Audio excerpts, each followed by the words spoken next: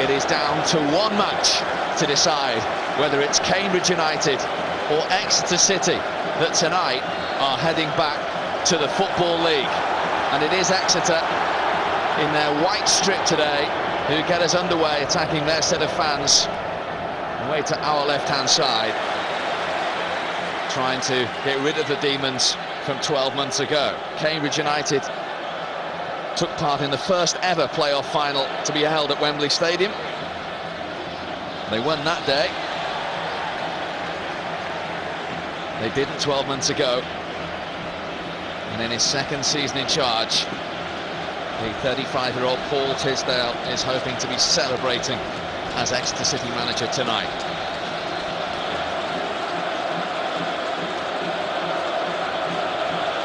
Perfect playing conditions as well. There is a bit of a breeze. The sunshine has gone in. It isn't too hot for the players down there. But some of them won't have experienced a playing surface just like Wembley Stadium. That's right. It's lush, very green. The grass is a little bit long, but I just think it's far side. It's very, very soft, and there's a lot of movement out there. I've seen a few players slip over in the previous two games here, namely the FA Cup and the trophy final with Ebbsfleet v Torquay. But I'm sure there's the players that all they want is just a quick touch of the ball. They just want to get that first touch right, that first pass right. It's all about confidence. Rob Edwards, the most experienced man in the Exeter team, looking for Stansfield. There he is again, Edwards, just sits in front of that back four in this system. Lets Harley and Gill either side of him get forward. Foul on McEverley. Hatswell to Courtney Pitt. Edwards involved again, and he was fouled there by the goal-scoring hero Rob Wollaston for Cambridge. I don't think he didn't have his eye on the ball, just jumped straight into Rob Edwards there, Wollaston. That's going to be a good battle, those two. Wollaston loves to get forward, loves to get on the ball. Rob Edwards just sits in front of those two centre-halves, and he'll always be looking for Rob Wollaston making those breaks forwards. It's not a day for sitting down as a playoff manager. It's Logan with the touch. Peters got it away.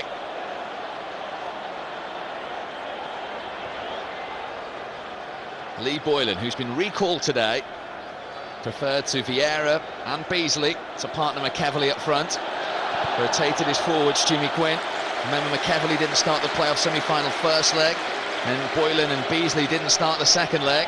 And Lee Boylan, who actually played 8 games for Exeter back in 1999, is in the starting lineup against his former club today. I just think you always got to have a Lee Boylan in your side, on the pitch as much as possible as a goal scorer.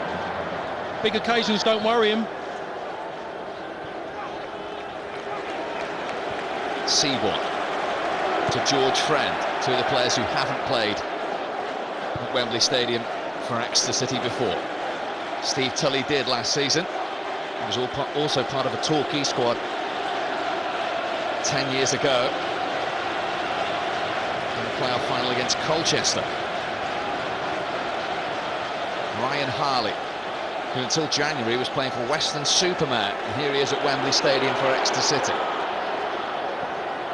Exeter just getting a feel of the ball. This is what I like to do, they just like to pass the ball around, move teams about. No chances taken by Mark Albrighton. He can't do anything there, Mark Albrighton had to clear his lines.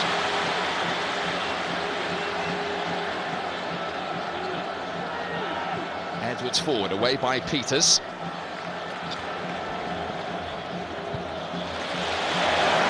Ryan Harley. Friend trying to go round Gleeson. Dan Gleeson would dearly love to return to the Football League with Cambridge. He was in the side that was relegated in 2005. In his second spell with the club. McEverley, who incidentally has been released by Accrington Stanley now, Lee McEverley, but Cambridge won't make a decision on whether they want to retain him on a permanent basis until they know which league they're playing in next season.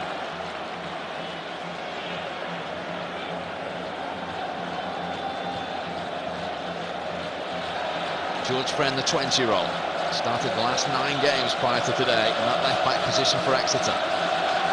to Harley. Here's Logan.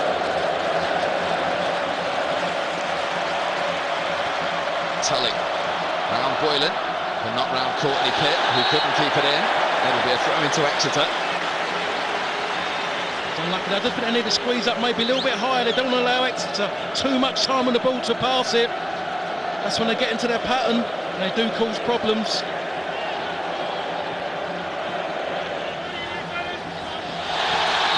That's a foul on Stansfield, right in front of the referee's assistant. Couldn't do anything about it. Courtney Pitt really just comes across, leaves his foot along the floor trying to get the ball. Stansfield just a little bit too clever. So first set-piece opportunity of the day.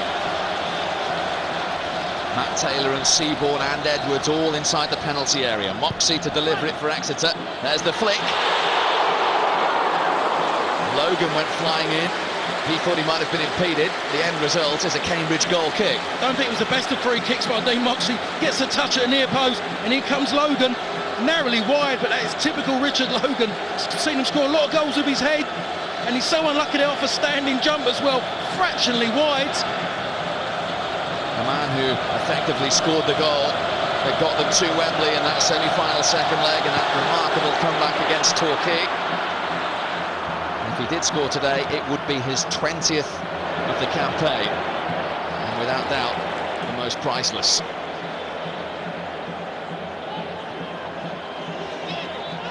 Wayne Hatswell.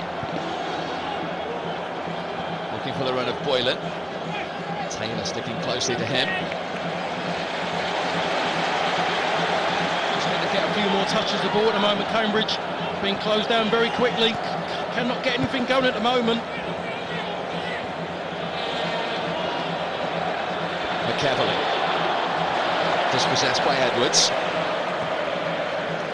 Already comfortable with the ball at their feet, Exeter. They've got into their stride pretty quickly, Parks. Certainly have, and I think Jimmy Quinn can't be too happy. I think he's going to want a bit more bite in the midfield to try and break up their play. I think they've really got to get someone closer to Rob Edwards. He's the one who's starting the play. Ryan Harley's getting a lot of joy in midfield at the moment, just pulling the strings without really having to shift up a notch at the moment. Ryan Harley. Towards Hatswell. McEvely was going for it as well, cleared by Gill. Back in by Brown. Just at the moment, Cambridge haven't got the get out of Magno Vieira at the moment in time. They are missing his pace, just to maybe just try and turn his Exeter defence around and just try and stretch the game to give them more room in midfield to try and play. It's easy just for Exeter to hold a high line with no real pace to run behind. Forward by Seaborn. Away by Peters, who was a slight doubt earlier in the week for this game when he developed a chest infection. He's been on antibiotics.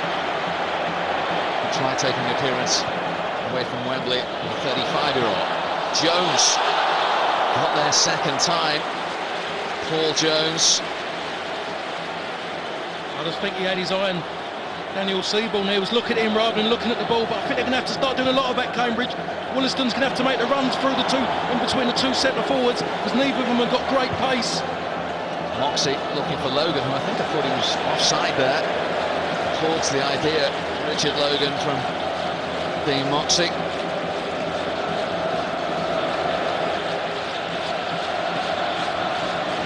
And both these teams are backed by tremendous vocal support today. Cambridge United fans, it's been the talk of the town ever since they beat Burton Albion. And Exeter, who had never been to Wembley until 12 months ago, back for their second trip, trying to experience the complete opposite feeling from that defeat against Morecambe. Here come Exeter now, though. Seaborn wasn't taking any chances in front of his goalkeeper, Paul Jones. I think it was a good decision as well. Paul Jones didn't look confident as that ball come out. Danny Gleeson done well. Lovely little ball back in again for Wollaston. Didn't look really confident for me when it come out, Jones. Good decision by Seaborn to come and do the job for him.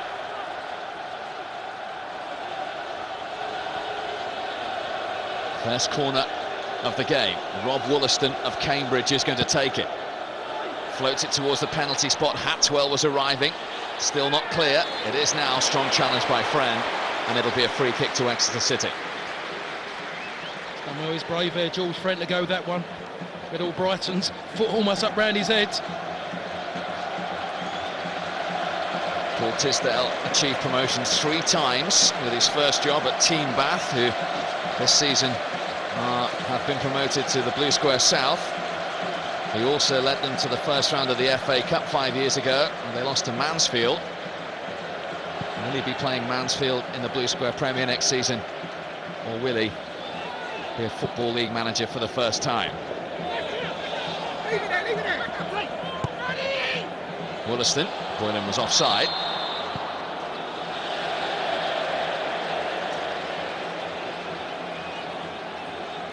Must have thought long and hard about that decision to play Lee Boylan today, Jimmy Quinn. Yeah, I think he did. We're just seeing Lee Boylan just fractionally offside as well, not that far offside. But I'm sure he would have done. It's just one of those ones that was just hoping if they can just get the ball forward enough times in the box, Lee Boylan will get opportunities and he will score goals. Just a question how often they can get the ball in the box at the moment, Cambridge. He has had a few niggly injuries in the last few months. He has gone 9 games without a goal. What a perfect stage this would be to end that particular run. Cambridge won't worry, but neither side won't worry where it comes from, as long as they get the goal and the victory. Friend loves to get forward, as we know, from left back. It's a little short for Moxie, though. Very, very short.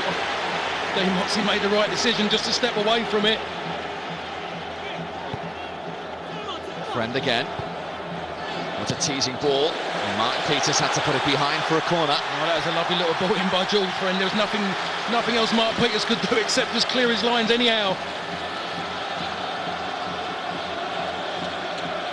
Everyone bar Boylan back to defend this corner for Cambridge. Harley takes it. Logan's header, big peels for handball, not given. Edwards flashes it wide.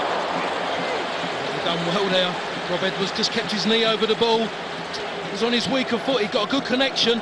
You've just seen again, Logan comes with his head, goes across, it hits the back of Albrighton's arm, but in the end doesn't know anything about it. Would have been a soft one if he got that one, Exeter. But again, we see it from this side again. It's again Logan sneaking in. It's a good strike it was as well by Rob Edwards, but it just wasn't on target. Just the 1 goal all season, Rob Edwards. He started all 54 games. He's been a tremendously influential and important figure for Paul Tisdale.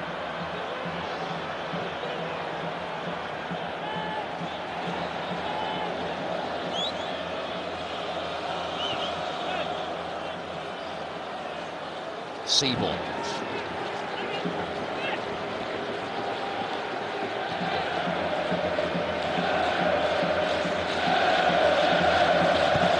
Forward by Edwards, looking for the run of Stansfield. Albrighton's header got it away. And a touch by Carden. Now Wollaston, looking for McEvely.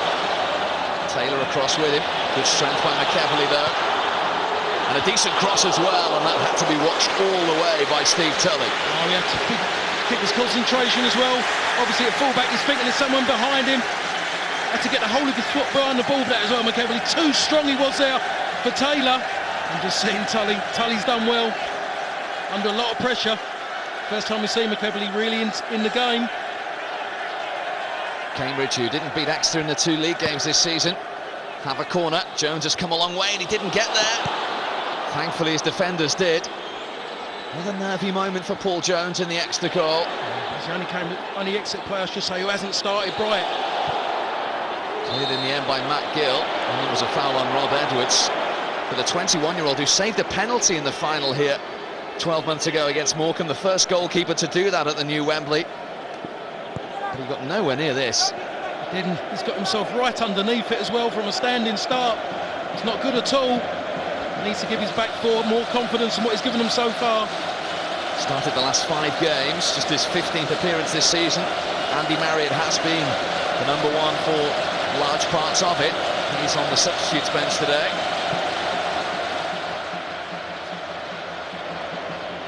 Logan's flick. Edwards.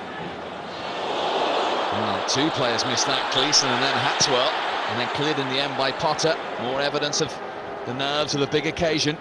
When balls are fizzed in like that, as a defender, you just want to make a good contact. There's always in the back of your mind you could put it into your own net. Here's Courtney Pitt. Wollaston. To Paul Carden.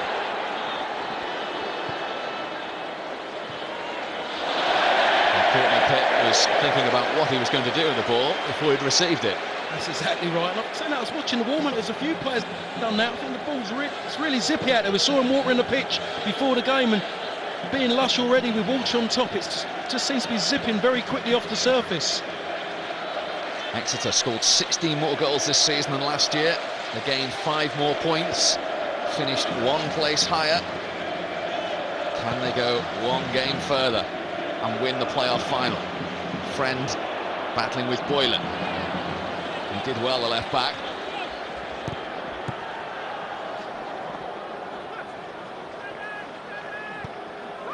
Experienced play from Carden to Wollaston. Moxie got back at him though. And Matt Gill looking for the run of Stansfield. Nicely flighted ball. Just has to wait for some white shirts coming into the penalty area. Here's Logan though, and there's Gill who started the move. Just wide in the end. No, that was Exeter playing to their strength. Just find Stansfield in behind. Lovely little ball. A ball across the box. Lovely laid back by Logan. Tried to guide it into the corner. Danny Potter was aware of it. Moved his feet very, very quickly across. I'll tell you what, Matt Gill, good idea. Didn't slash at the ball. Clever play. Matt Gill, who's actually born in Cambridge before starting his football career, and has featured in the Football League.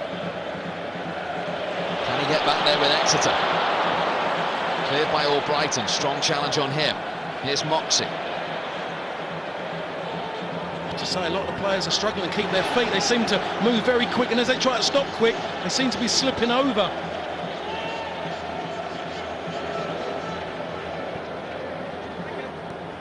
Gleeson, his 50th appearance of the season for Cambridge.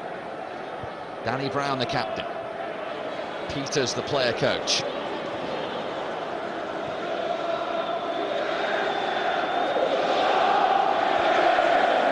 Both sides quite happy for the opposition to have the ball at their feet in their own half. And plenty of players behind the ball, and they haven't got possession. That's it at the moment. It's just about not making a mistake. Numbers behind the ball. People they're just picking out there, more bodies behind the ball, less chance of giving away opportunities, giving away goals.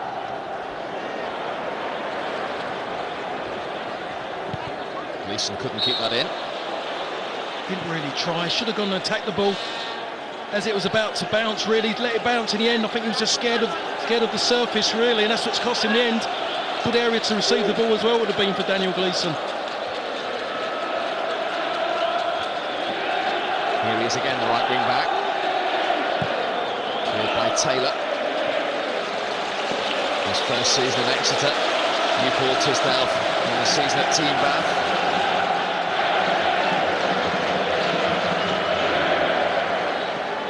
Carden.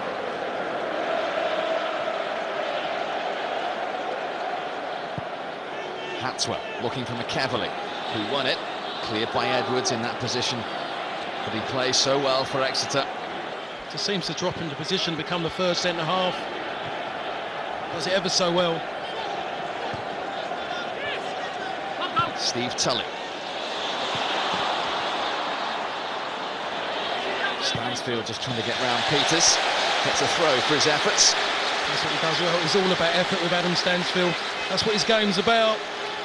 Makes it very, very difficult for anyone who's up against him. Pulled out Mark Peters from the middle. He's the spare man in the Cambridge defence.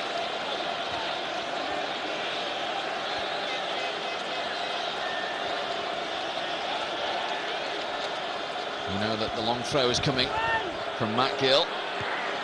Taylor was jumping at the near post. It's come back to Gill. Didn't reach Logan.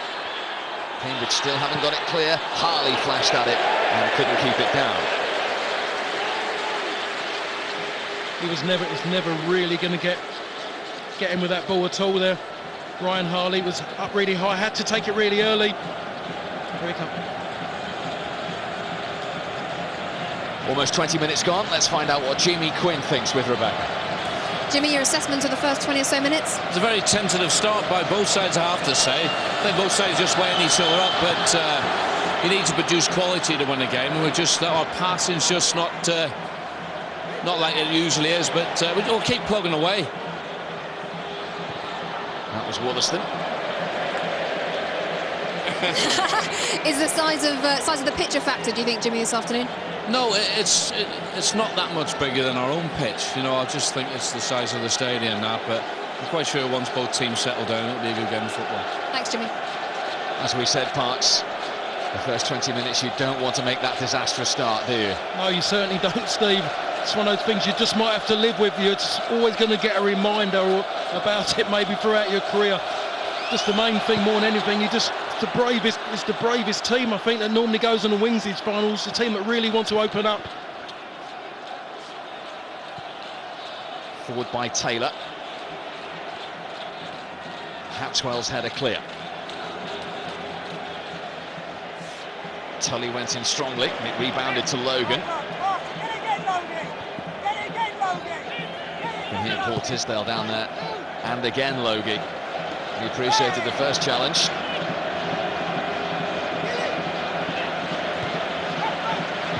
Harley. Hapswell with the challenge. Moxie played the ball forward, referee said play on. At the end of all that, it's an Exeter corner. There's a good battle and tussles in midfield. I think Moxie got his foot stuck in a few times. Just bounces up. High feet.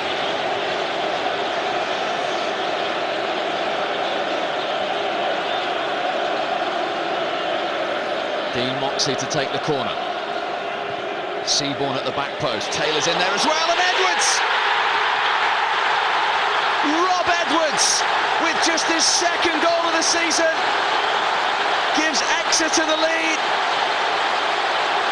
No one picked him up, and the side that were beaten here 12 months ago get the first goal of the day. And every time that ball has gone into the Cambridge box, they haven't looked confident, haven't defended really well. That ball should never have reached Rob Edwards, but as well, Rob Edwards should never have been on his own.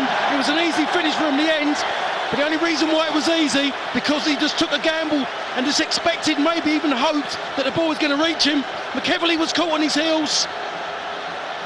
He's pleased. I think he just thinks slightly this might deserve it. They've been a more progressive side. And you look at Rob Edwards, couldn't fall to a maybe more deserving player at the moment in time for Exeter City. The man who started every single game this season, playing for the 89th time for Exeter City. That's just his third Exeter goal. And what a place, and what a time to score it. Oh, it certainly is. It just might steady a few nerves at the moment. It could even just be incentive for Cambridge to come out and play a little bit. Haven't started yet. Jimmy Quinn's already said it as well. Paul Tisdale celebrating down there, but at the back of his mind, he'll know they took the lead here 12 months ago and lost 2-1. They've got defending to do here. It's come all the way through to Gleeson. Cleared by Seaborn, and there was a foul.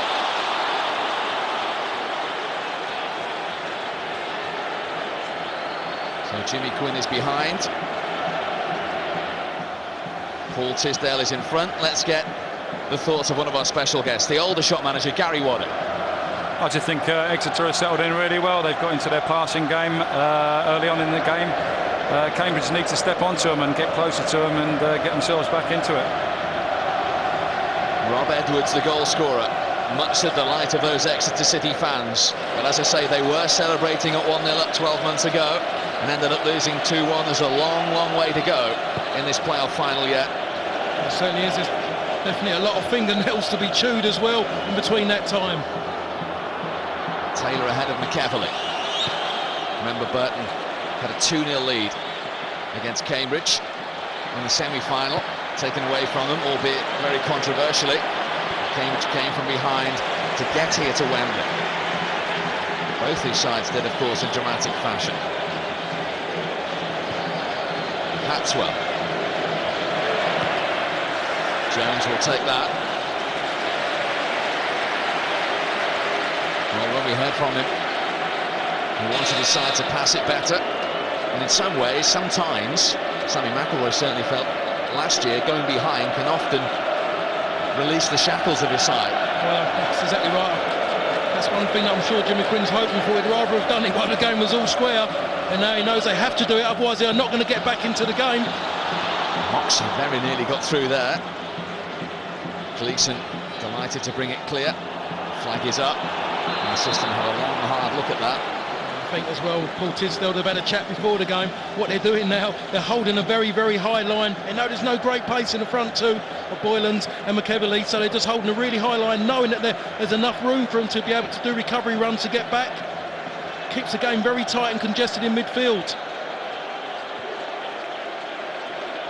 Both these sides will feel they deserve to return to the Football League. Exeter finished the season with 5 wins from 8 to get into the playoffs. 20 minutes from time playing more, they were down and out. Cambridge haven't been out of the top 5 all season. Finished it with 5 wins out of 6 to finish second. Now it's all about today, and it's first blood to Exeter City. Courtney Pitt for Cambridge. No way past Logan. Stansfield again, covers such a lot of ground.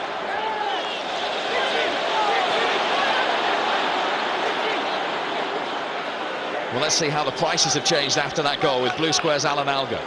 Cambridge had one of the worst first-half records in the regular season and are out to 6-1 from 8-5 after conceding that early goal. Exeter the 4-9 favourites. The draw is 13-5. I'll tell you what, Parks, if I had your money, I might have £1 or £2 at 6-1 Cambridge with that amount of time left in the game. There's a reason why I've got money, Steve, so I'll be borrowing the money from you to make the bet. In from Hatswell. There's a long way to go in this. Twists and turns yet. Cleared by George Friend for Exeter. One back by Carden for Cambridge.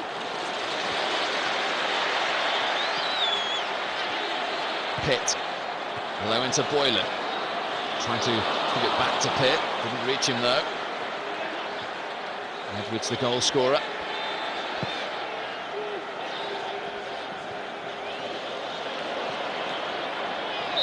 Moxie was fouled there. A silly foul by Mark Albrighton. No need to really do that. Lee Moxie was going nowhere. A trophy at stake today, of course, and another one on Saturday in France. The French Cup final is live for you. Lyon looking for the double against Paris Saint-Germain. 7:55 on Setanta Sports 2.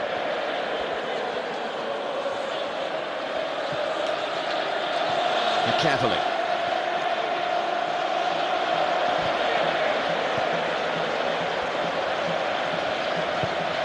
Brown.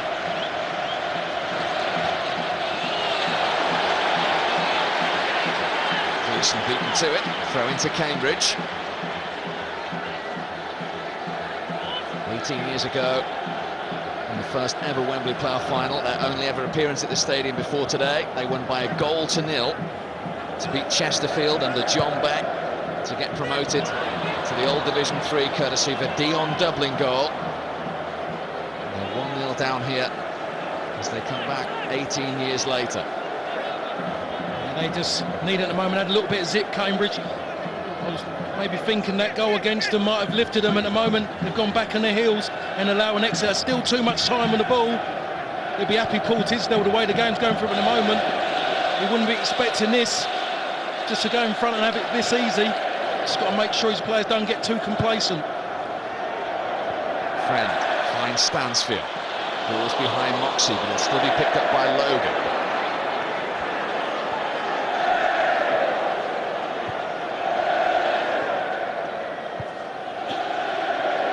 Taylor.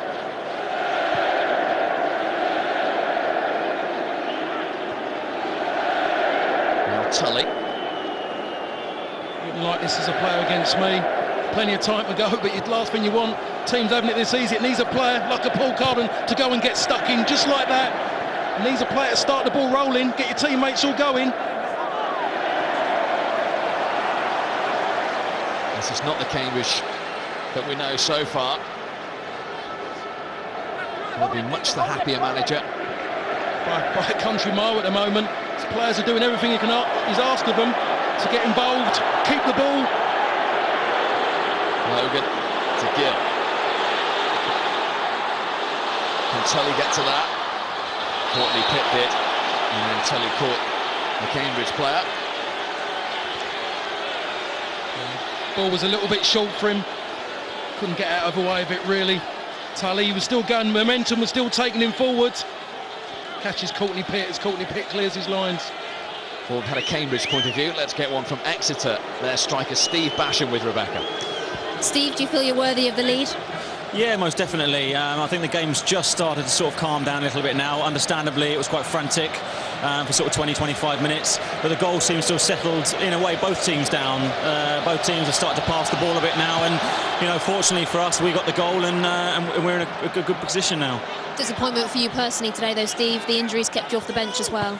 Yeah, that's right. I've only been training now for 4 days, and, you know, it was understandable. The manager didn't want to risk me on the bench in case I have to come on, and if I break down, then it leaves us another man down on the pitch. So very, very disappointed, but, you know, I can see the reasons behind it. Thanks, Steve. Thank you. He was in the Oxford team, of course, last season, denied by Exeter in the semi-finals. Hoping to be celebrating with them 12 months on.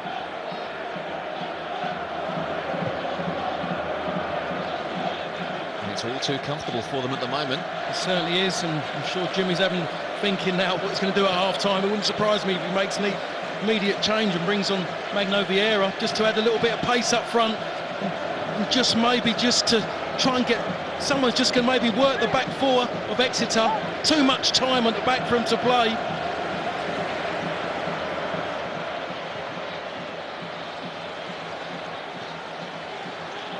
McEvolley.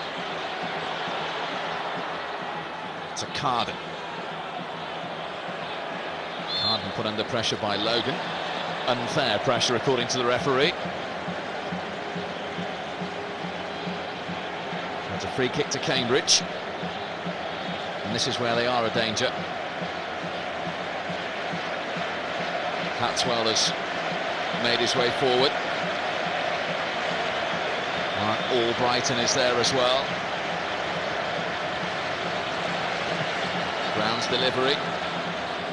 Hatswell won it. Sliced by Seaborn. Could have gone anywhere, and it went for a Cambridge corner. I just wonder if it's worth changing, just maybe getting Danny Seaborn up against Hatswell rather than having George Friend now. Very powerful, very, very good in the air, and he's the man they normally always aim for.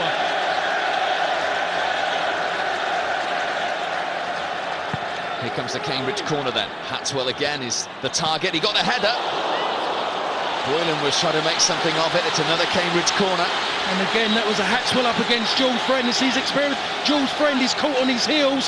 On a standing start, you're not going to beat many players who've got a run on you. That's exactly what happened again.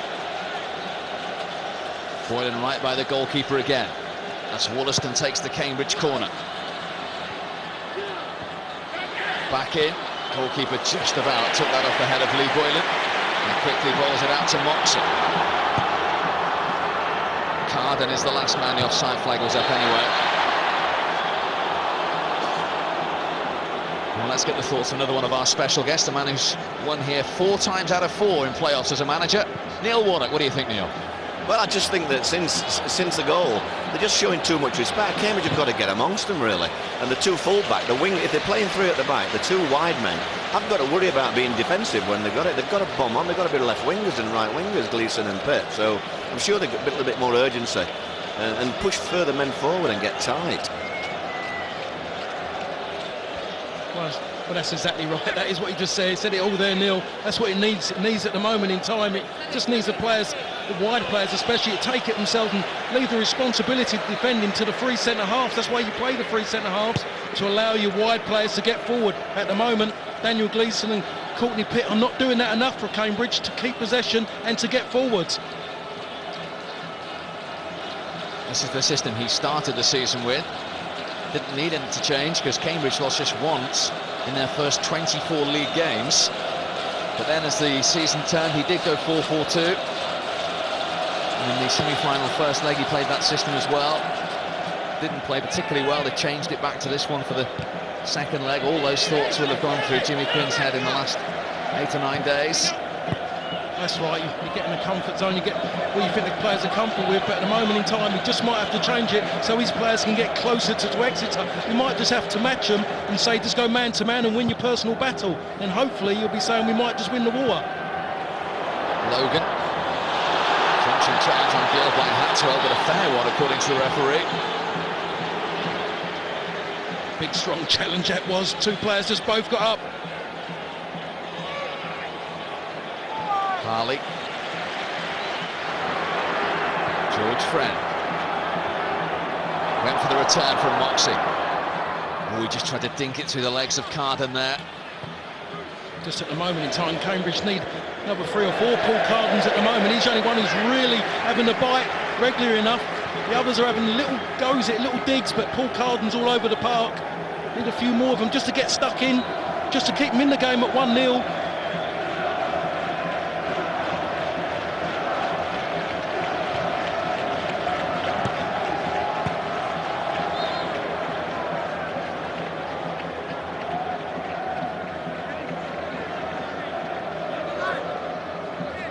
Seaborn looking for Logan. Strong header by Peters. Cavalier couldn't bring it under control though.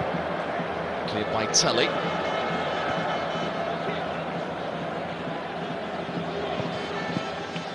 That was more with hope from Courtney Pitt, but it's got them a throw in. Need to do at the moment, just get the ball down as far down the pitch as possible and just see if they can squeeze in Exeter and maybe force errors. At the moment we know that Paul Jones is not playing with a maximum amount of confidence at the moment. They just need to get the ball in the box more often. Dead ball situations seem like it's going to be the only way through for Cambridge at the moment.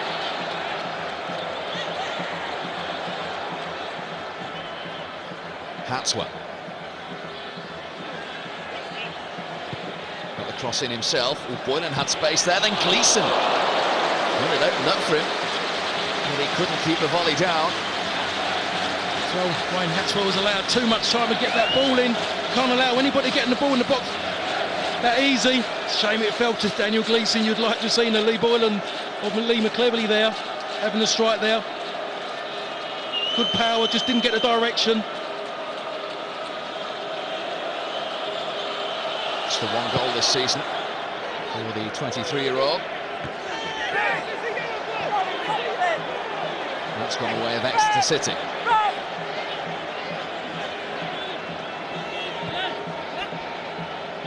Just wonder as well, the 2 wide players, Courtney Pitt and Daniel Gleeson, if they do push on, the last questions are the 3 in midfield for Exeter as well. Just might just split them, leave gaps in midfield, and just maybe give Cambridge more time to get forward, give them opportunities to at the moment. They're sitting back and it's allowing Exeter so much space in midfield. Forward by Seaborn. Look at Stansfield again. He was unlucky, no right to get to that. Still in play, I thought that had gone out of play. Everyone just stopped. Daniel Gleeson allowed Adam Stansfield to come round him and try and take the ball off him. He'd done it too easy. We've just seen it, and Daniel Gleeson just stops and accepts he hasn't won that battle. The ball was a good yard and a half off. The referee wasn't sure. The assistant referee had no idea at all. Stansfield is playing in the playoffs for the 4th season running. Started it off by losing to Stevenage with Hereford. Then he was part of the Hereford team that beat Halifax 2 years ago, and he was a substitute last year for Exeter when he came on and they lost to Morecambe. 2 defeats from 3 in his playoff experiences so far. Exeter lead by a goal to 0. A little over 6 minutes to half-time here at Wembley. Gleeson for Cambridge. Now Carden. Boylan. Seaborn just lost his footing there. Cambridge thought Wilston was impeded, the referee didn't. I think he had a little pull in his shirt, that's why he's annoyed. He was held back.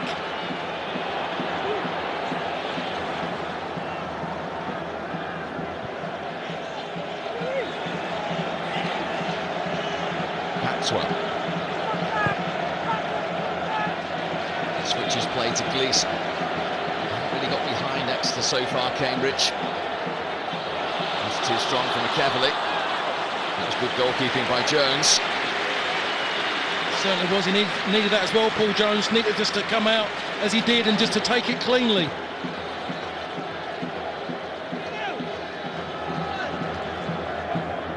Here's Harley. He scored the first of those goals in the second leg at Torquay to get the Exeter comeback going. Get them here today. Now 5 minutes more before he can get his side in. He's the player you're talking about. Parks left out today, Magno Vieira, but he may consider bringing into this game. I just think he's thinking about it more and more now. He's just looking, they just might need something at the moment in time just to move, well, I should say shift this back four of Exeter around, having it very comfortable, as you just mentioned, Steve. They're not being turned around at all. They're not getting in behind them at all, Cambridge. All top sides, every side, that's the first thing they look for, to really stretch out a back four as a player who can actually get in behind them and threaten that gap behind. Carden to Courtney Pitt. Boylan inside the penalty area. Taylor closely in attendance. Boylan lays it back to Carden. Here's Pitt again, up against Tully. Cambridge free kick. I don't know what he's arguing about, Steve Tully. Just got caught too square. Moving the Pitt with the ball at his feet, and it was just stood his ground and blocked him. Can't be any arguments. It's a worry now. Wayne Hatswell, they're going to have to keep an eye on him. Well, Hatswell has won the last two headers. They've had their warnings, Exeter. He's up there again at the back post. In fact, all three central defenders, Albrighton and Peters, are there too.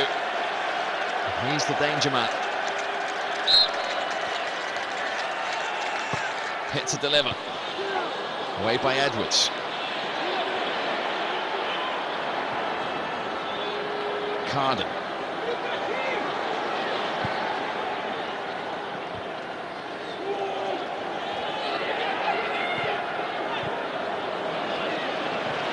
Coolly played again by Exeter. Logan.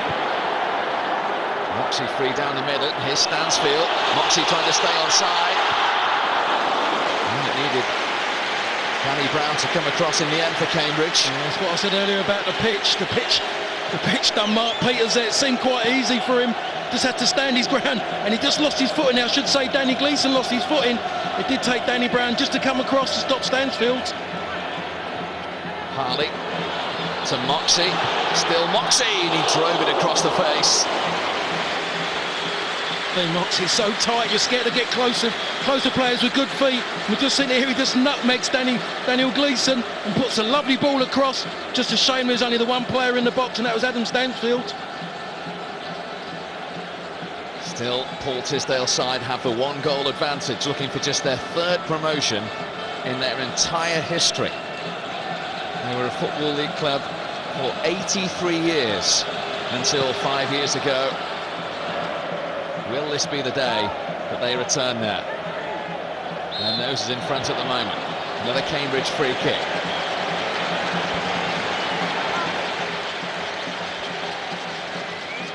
Unless they change their style, Cambridge, it's the only way I can actually see them scoring. They seem at the moment, that's the only way they're threatening Exeter at the moment from dead balls. They need something at the moment. He'll take anything at the moment, Jimmy, to get them back into the game, and then hoping he can sort it out at half-time.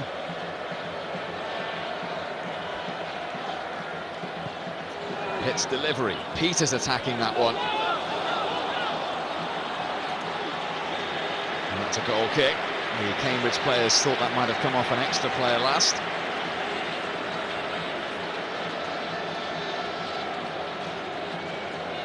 Checking their watches, it will tell them a little over a minute of normal time left at the end of the first half. They're in good voice.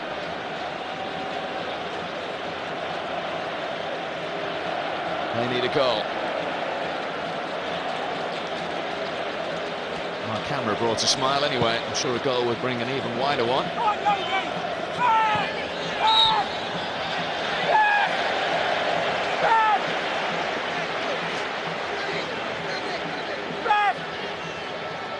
Exeter's free kick.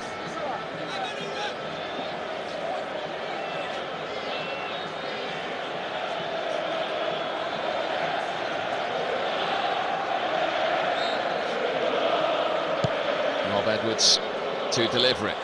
McEvely back there helping out with the header away. Moxey, through the legs of Gleeson. He's still going here, Moxey. Fantastic tackle by Carden. He was as well. He's been their top player so far for Cambridge. Referee was actually going to give a foul against him earlier on, but Dean Moxey actually carried on. He's done well there, Moxey, and it was a good challenge, well timed, had to be as well in the box. Just the one added minute at the end of this first half. Gleeson's cross blocked by Friend. That's when you're just looking for quality there from Danny Gleeson, just to get him the ball in the box. That's all he needs to do.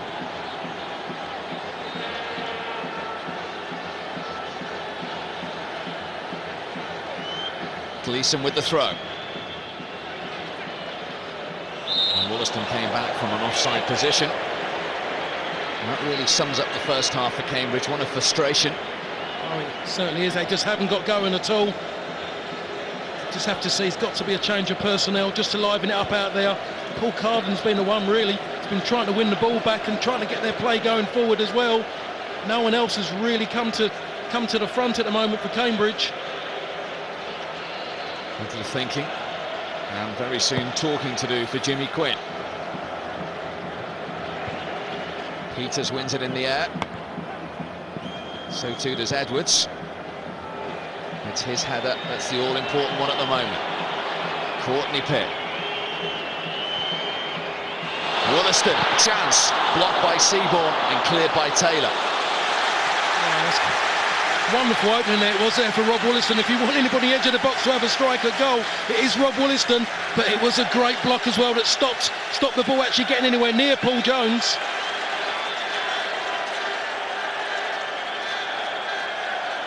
This will be the last action of the first half, and it's a Cambridge corner.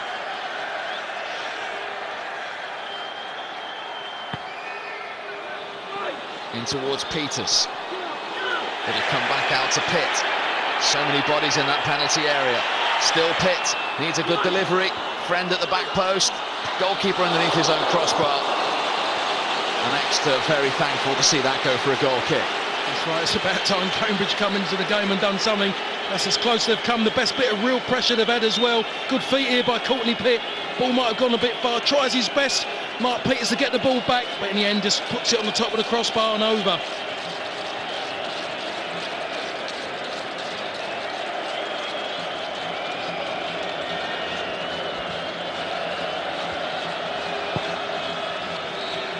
Halfway through the playoff final at Wembley Stadium, it's advantage Exeter City, and that's thanks to their player coach, 34-year-old Rob Edwards, with just his third ever goal for the club after 22 minutes.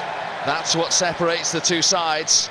Exeter in front, as they were 12 months ago when they ended up losing to Morecambe, but they have the advantage against Cambridge 12 months on. Goal-scoring opportunities few and far between in the first 45 minutes. But it's Exeter who have taken theirs. And it came from a set piece. Moxey's delivery. No one picked up Rod Edwards. And he headed Exeter into a one-goal lead. That is how it stands at half-time at Wembley Stadium. Talking to do for Jimmy Quinn in the Cambridge dressing room. They have to come from behind. We'll have the thoughts of Gary Waddock and Neil Warnock when we come back in a couple of moments' time. Willie Wordsworth have had their say. It's all about the players now. They have to come from behind, but Cambridge are the best team in the Blue Square Premier at doing that. Statistics tell you that this season. 16 times in league games they were behind at the break. They went on to win 5 and draw 4 of them. What will happen in the second 45 minutes here at Wembley Stadium? Cambridge need a goal, or their dream is over for another year. The side that stayed up on the final day of the season 12 months ago now need to get on the up if they're going up to the Football League.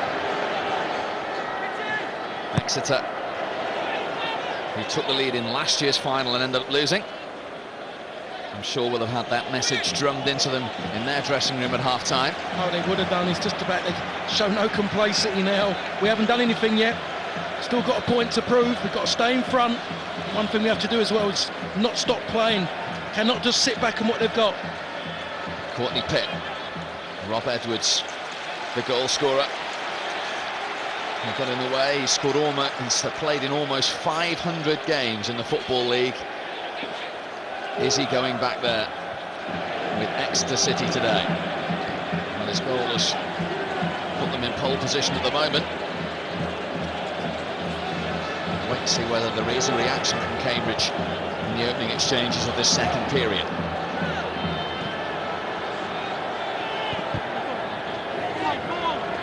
Pitt to Hatswell. Now Paul Carden. Seaborn with the interception. McEvely was lurking behind. Good challenge by Paul Carden in the back of Richard Logan, got his knee right into his back. Fortunately enough, Richard Logan straight up on his feet. So just put his knee straight into him. They need him to do what he done in the first half, but the one thing it needs as well, it needs the other players to join him. They are going to get back in this game, Cambridge. You sense that the next goal in this game could be absolutely crucial. It certainly is. It's going to be a goal that for Cambridge it would just lift them, or it could be a goal for Exeter that really could just finish Cambridge off. Moxey couldn't quite bring that under control. He'd made the run from that left-hand side. And a player born and bred in Exeter, 22 years of age, weighed in with 10 goals this season as well. It's causing problems for Cambridge as well, because he's not just down on the left, he's making runs across the front of the centre halves, and they find it difficult to pick his runs up.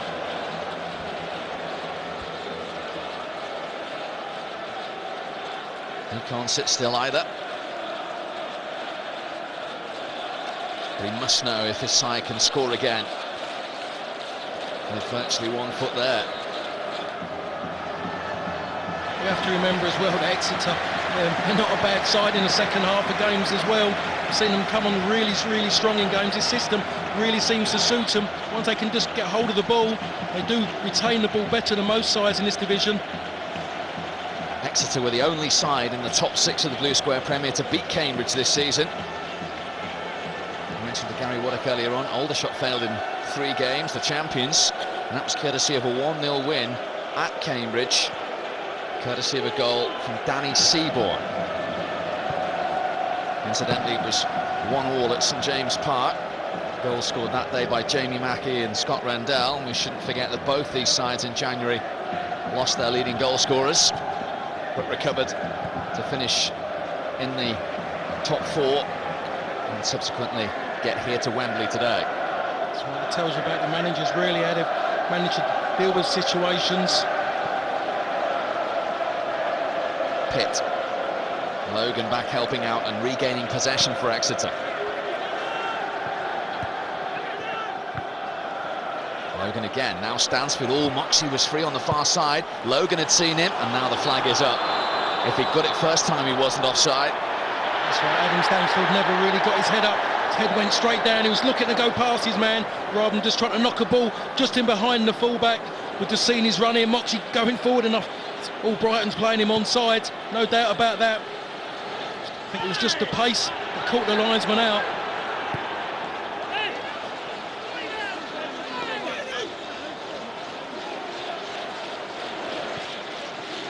Could be things like that, such a fine line that make the difference at the end of today.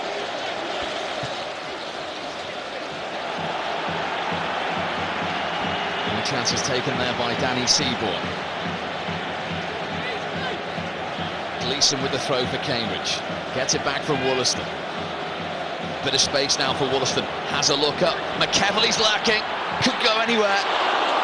It was cleared by George Friend from inside his own 6-yard box. There's not enough players in the box to help Lee Boylan. He was on his own.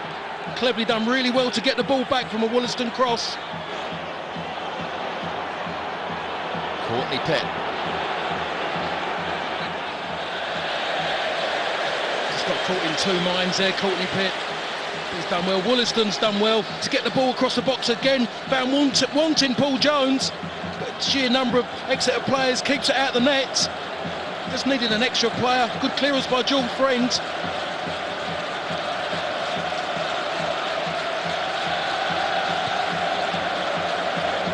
Forward by Jones. Peters with the header. Moxie. George Friend's delivery came off Peters. It's still not clear. This is Logan. And Ryan Harley. Rather, Dean Moxie lined himself up and then lost his footing there. Here's Pitt at the other end for Cambridge. This game beginning to open up a bit now. Paul Carden, Gleeson outside of him. Still Carden who went right across the face. I think it was always going wide. Paul Jones pulled his hands out of the way, he went down, but he kept his arms out of the way of it. But again, the game is definitely open up, and it's Paul Carden who's trying to make Cambridge work, get Cambridge going.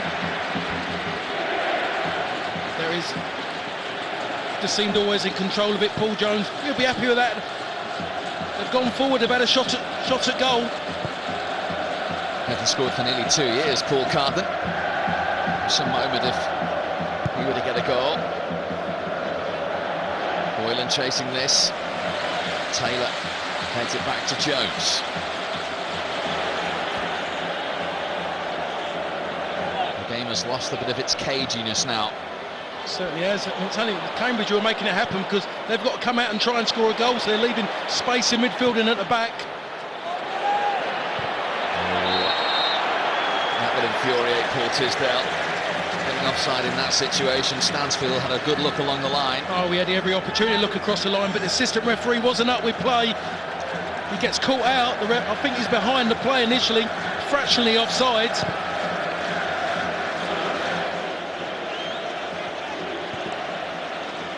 Friend's clearance. Albrighton. Now Moxie. Cambridge win it back. George Friend back to Seaborn. Missed the first 3 months of the season after breaking his leg in pre-season. Well, that will be a distant memory if he's celebrating leading Exeter into the Football League later on this evening.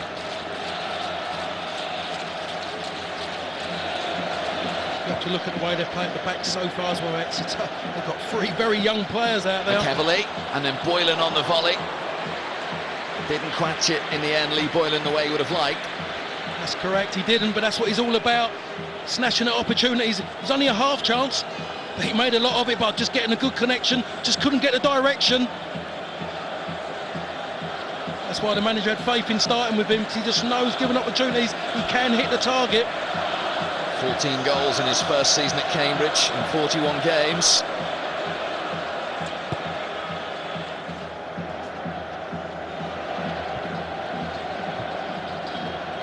Edwards to Moxie.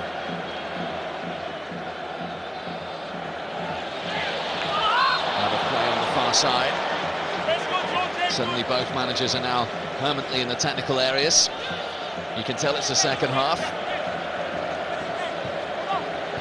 Well, he said that when we were here last season. I don't think Sammy McElroy moved from his from the first minute. Yes, he did. And he moved very, very quickly at the end as well, if you remember rightly, Steve. Peters with the foul on Logan. I think he played that one really well there, Richard Logan. Just got a little bit too tight. Mark Peters couldn't actually see the ball, and he ends up tripping him up. I don't think Richard Logan was actually going to get the ball, but he's worked the foul well.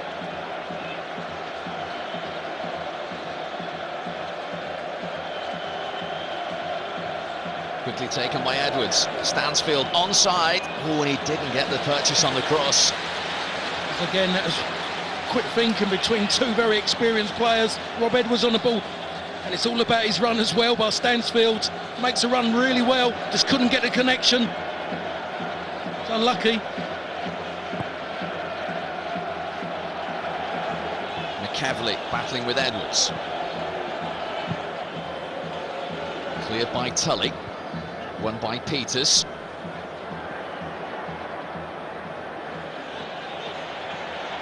Harley with Wollaston.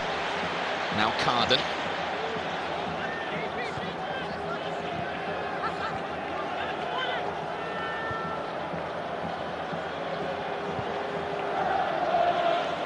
Gleeson. Back to Mark Albrighton. This is already better from Cambridge. Boylan has a bit of space here. Tries to turn Seaborn and does. Cross goes right across the face. Back with Pitt. Friend beating Boylan in the air. Logan clearing. Now Stansfield. Tully was never going to get to that. Yeah, he checked his run, Tully wasn't expecting it. He thought Stansfield was going to change the play.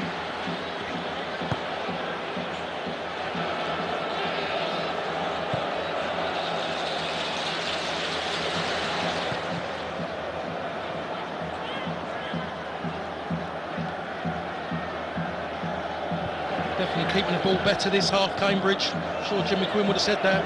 If we're going to make opportunities, we've got to keep the ball better. Taylor. And this is certainly a day when opportunities come around, you have to take them. You have to, and if a clear-cut one comes to Cambridge, they do need to take it if they're going to get back in the game.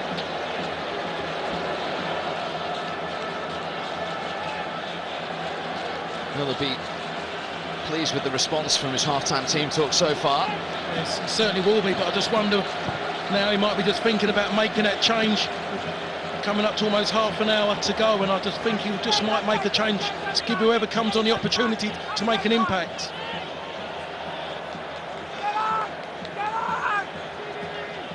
Carden. Forward by Peters, who's always comfortable for Matt Taylor. And it's a free kick.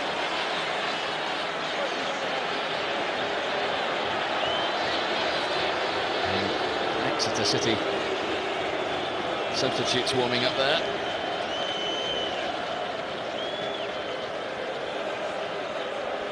So too are the Cambridge ones, including Magno Vieira, who I'm sure would have been bitterly disappointed not to have started today. Started both the semi-finals, scored 2 goals against Northwich on the final day of the season. That's right, he will be disappointed, but he knows given the opportunity, I'm sure he's one of those players who will take it. And looking at the way the players are handling the surface at the moment, a lot of slipping about. You just want to get the ball in behind, and he'll pick up on it. And he's just maybe now, Paul Tisdale, thinking, OK, we're still 1-0 up. We just maybe just need to just change things, or just maybe just adapt to make sure he stays stronger. That's what he's talking to Steve Perriman about there. Just picking the brains of his director of football.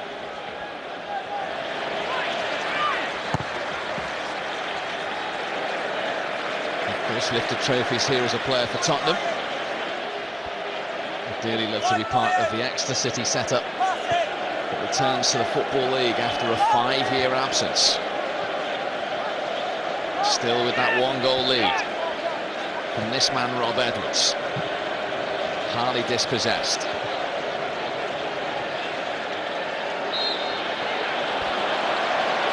Cambridge free kick, foul by Logan. Cambridge just, so I should say, Exeter just need to get back to what they were in the first half, getting hold of the ball and trying to pass it. Too many long passes are going, and giving them away the ball too easily, under no pressure at all.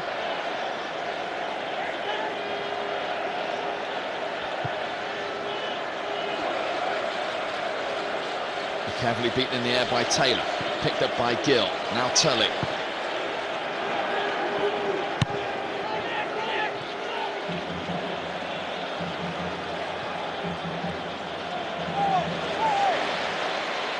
George Friend. Well, they left it for each other and allowed Cambridge to regain possession through Brown. Maxwell. Always a little too strong for Rob Wollaston. There's always a bit, but it's good to see Rob Wollaston trying to get forward. That's what they need now. They need that extra player to get forward to join the front two. It's one of the only ways they're going to get back in the game. Other than that, it just might be from a set piece.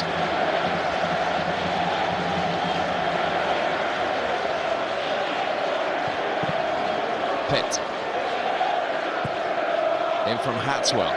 Comfortable for Seaborn, only as far as Carden. Now Gleeson. With a hit in the air, the goalkeeper was scampering once more. He gets in some good areas, Daniel Gleeson, but just the quality of the ball, and I think that's what Jimmy's saying. It's about the quality he's looking for. The ball was really flat. No one was going to get on the end of it. It was far too close to the goal, especially to the far post. Has to be the near post. Again, I was just looking at Paul Jones. It doesn't seem assured. Any balls coming in, he's not getting his feet right. Always looking like he's always chasing.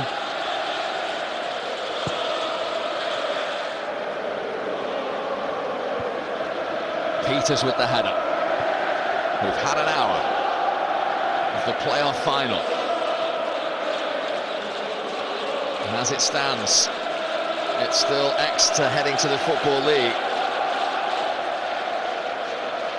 The fans who were commiserating 12 months ago, hoping to be celebrating. But there's a long, long way to go, and there's only a 1-goal lead. The onus on Cambridge. Courtney Pitt.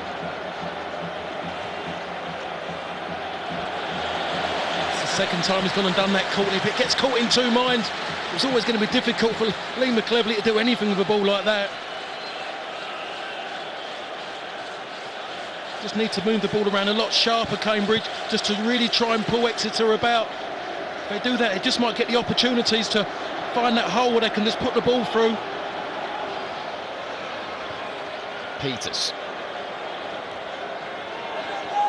Heavily appealed for handball. The referee wasn't interested.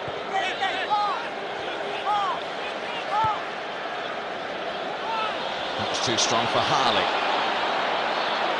Brilliantly won back by Stansfield.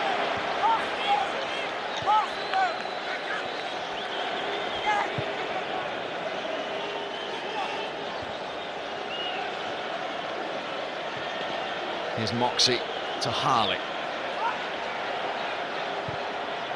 Harley looking for Logan and finding him. And a volley off target. Well, that's the best so far we've seen of Ryan Harley. And again, it was a movement of Richard Logan, who just said, got in an area and just said, find me. In the end, he tries to go for the far post. Doesn't get enough turn on the ball. Just tried to stroke it across to the far post. It was unlucky in the end. That's the best from Exeter we've seen so far in its half as well.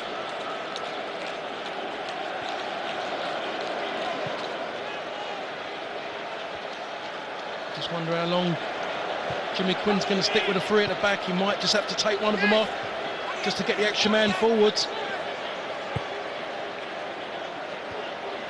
Seaborn's header. Moxey. Stansfield.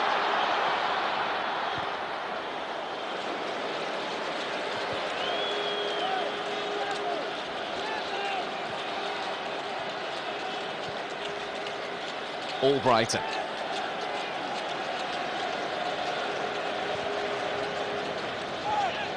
Friends comfortable header away.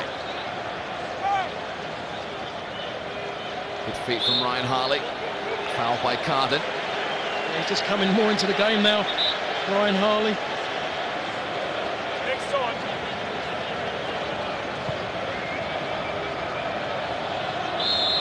And Cambridge look as though they are going to make a double change. Magno Vieira and Stephen Reid are both coming on. He's left at almost 20 minutes of the second half.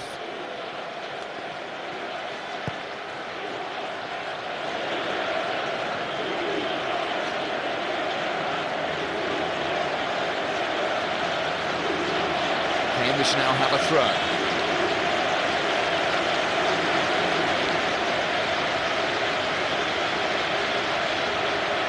Good tackle again by George Friend. Now Harley. Albrighton to Carden, won back by Logan. And that's a free kick to Cambridge.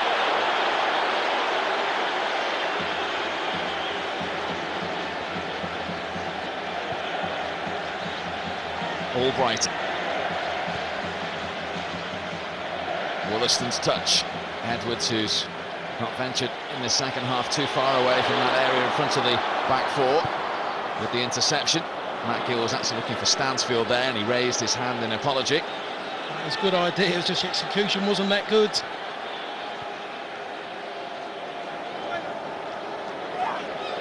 Hatswell.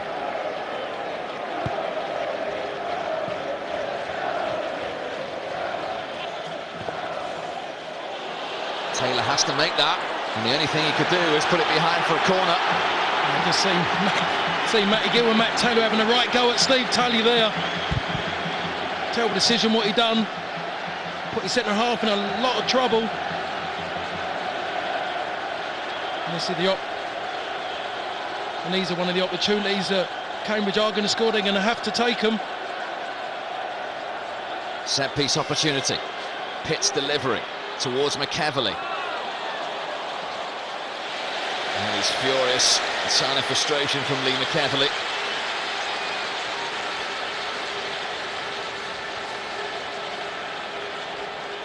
And that might well be the cue for the double change.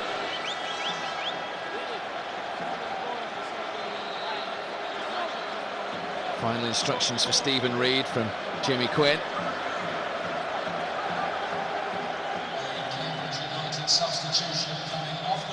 And it's Danny Brown, the Cambridge captain, who's the first player to be replaced.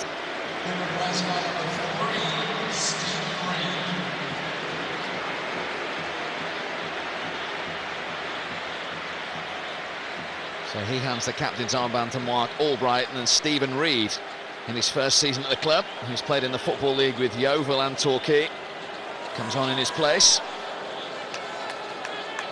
And at the moment it's only one change. Vieira hasn't come on. Let's see what the Aldershot manager Gary Waddock makes of that change.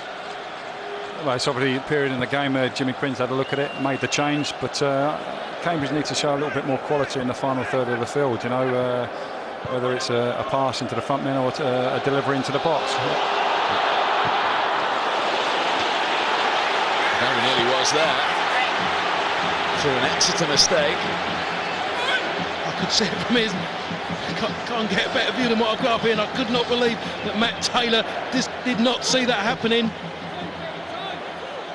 Courtney Pitt's delivery. McEvely. Gleeson couldn't keep it in.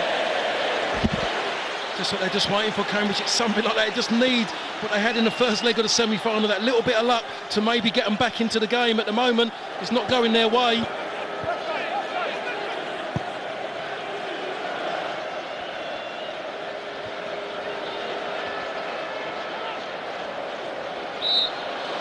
Foul on Stansfield.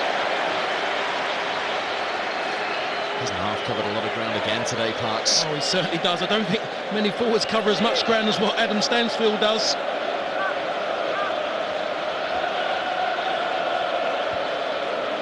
An Exeter goal now might make it a deficit too much for Cambridge. Shot from Gill, held by Potter. He's done well, Matt Gill. Really moved the ball well onto his right side. Good strike. Boylan. Carden out to Pitt.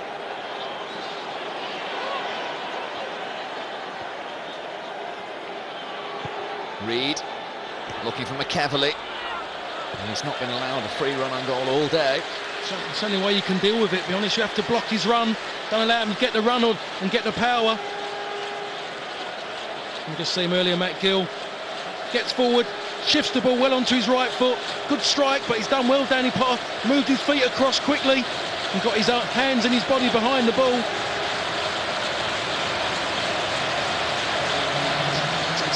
They're in good voice. And unless they concede a goal in the next 21 minutes, they'll be in the Football League. But Cambridge are going to make another substitution. Lee Boylan, who was preferred to Magno Vieira today, is now going to be replaced by him, the Brazilian, who won the playoff final in the conference 3 years ago for Carlisle against Stevenage. He's on to try and repeat it with Cambridge United. One thing he will do, he will affect the two centre-halves, because they're going to have to be careful now.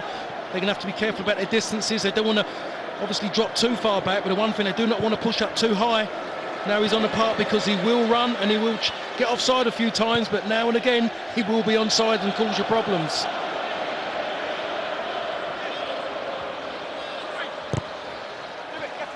Great work rate from Moxey, and he's won it back. And he was pulled back as well. Free kick to Exeter. Otherwise he got caught wrong side, Danny Gleeson. Has to be a booking pulled back, otherwise Dean Moxey was going to go on, maybe get the opportunity to put the ball into the box. He's done great, he's lost the ball, made first challenge there on Carden, then he makes a challenge on Gleeson. Gleeson has a little tug on his right arm, no doubt about it, it's a booking. And it's the first of the final so far, in the 71st minute, to Dan Gleeson of Cambridge. And he and his teammates now have defending to do. Seaborn and Taylor are both in that penalty area. In from Harley. Made it clear. And now Vieira. First chance for him to show his pace with George Friend. And he's away from Friend. The ball may well yet come to Stephen Reid. Goalkeeper was going one way, and it was blocked by Tully. Well, that's the impact he can have, Magno Vieira. I'll tell you what, he's no slouch at all, George Friend, and he struggled. He couldn't actually make it. And initially everyone thought that was a poor ball, but it was a good ball to knock back to someone like Stephen Reid, who's got a terrific left foot. But it was made easy for the goalkeeper in the end by his defence. Cambridge lost that, and Stansfield might profit. And Cambridge United get lucky. Mark Peters and Danny Potter on a different wavelength, and thankfully for them, they weren't punished. Yeah, it was just, for me, the surface again. It was just Stansfield again, just chasing things on. It's all Brighton who pulled away from it, and he lost his foot in at the crucial time. I don't know why all Brighton pulled his head away. It must have been a shout from Mark Peters. And it was just Adam Stansfield, so unlucky. And here they come again. This time Potter does get hold of it.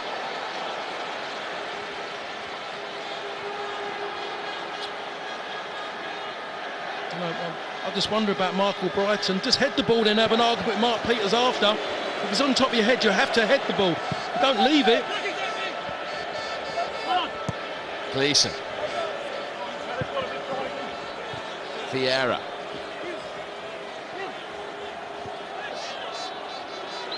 Wollaston foul. Free kick to Cambridge. Rob Edwards just nicked him on his ankle. Tried to read it, Rob Edwards.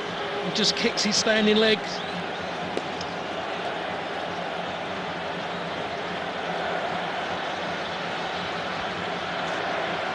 All the big guns are forward for Cambridge again. All Brighton, Hatswell, Peters, McEverley, all in there. Jones made an early decision, he didn't get there again. Peters, and it's off the line by Taylor. The closest Cambridge have come all day. Mark Peters denied his Courtney Pitt, and it's Taylor again with the block, but it was his intervention on the line that kept Exeter's lead intact. Well, it wasn't even a quality ball into the box, just a ball into the area, but again, Paul Jones is found wanting, comes out, and it's just sloppy, totally runs almost underneath the ball. And I'll tell you what, they've been fortunate, not under a great deal of pressure, that Exeter defence, but I'll tell you what, Paul Jones is making it easy for them, giving Cambridge every opportunity to maybe get back into this game. That's what Jimmy Quinn wants, a bit of luck. Paul Jones thankful to his central defender there. Here's Stansfield. All on his own at the moment, going at Gleeson. Tried to find Moxey. Peters down after a facial blow. Referee has stopped play. The man who's almost equalised for Cambridge. You're seeing he just gets involved, and Stansfield is just a little slap, and I think Mark Peters is making quite a big deal of it, really. Tried to stop the play. Knew the ball had gone past him. Just tried to bring the ball back. Soft one. Well, they thought that was the equaliser. They can't believe it.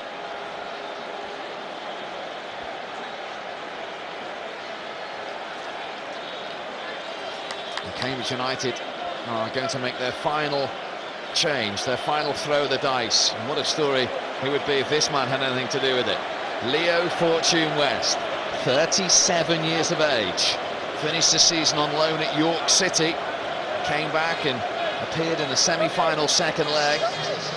He was here at Wembley 12 months ago in the League Two playoff final. He lost as a Shrewsbury player to Bristol Rovers. He's on for Danny Gleeson, looking to avoid losing a playoff final at Wembley for the second season running. You can understand why he's done that as well. Jimmy Quinn just looking to get the ball in the box as often as possible. You can see that as a way of getting back into the game. Paul Jones has given him that belief every time that ball's gone in the box. He's been found wanting, the goalkeeper. Well, there's a break in play. Let's get the thoughts of one of our special guests, Neil Warnock. Neil. Well, I just think there's a goal. There is a goal still in the game. Don't ask me where, but I think that now they've put Fortune West on, they've got to put it in the box, because McKevely's been winning everything as well. But it does, you know. I think the goalkeeper looks like he's flapping as well, Exeter. So I think that's the best chance for Cambridge now. Get it in that box. Well, with that man on, Leo Fortune West, they should have every opportunity. It's now or never for Cambridge. 14 minutes to find a goal, to stay in this final, to keep their hopes of a return to the Football League alive. Strong challenge on Edwards by the substitute Stephen Reid. Well, that wasn't a good challenge by Magno Vieira. I don't think he meant it. Just Stephen Reid. Just momentum his body, but he just looks like he might have just tweaked it, could have just tweaked his knee there. Very, very fortunate he could get up from that one, Rob Edwards. Certainly feeling it.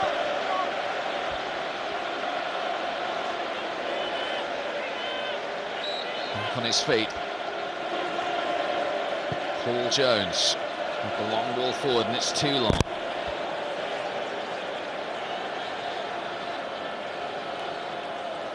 Well, Jimmy Quinn has played all three of his cards now. There's nothing else left for him to do, but we know which way they're going to go now. It's going to be route one.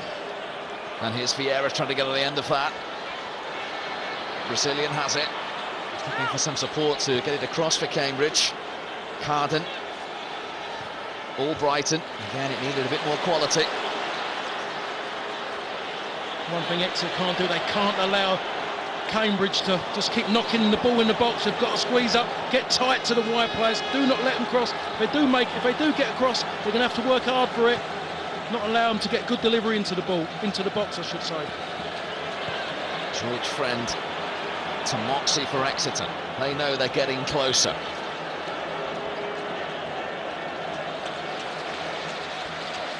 "12 more minutes of normal time remain."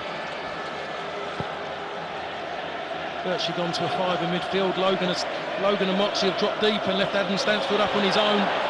He looks absolutely shattered.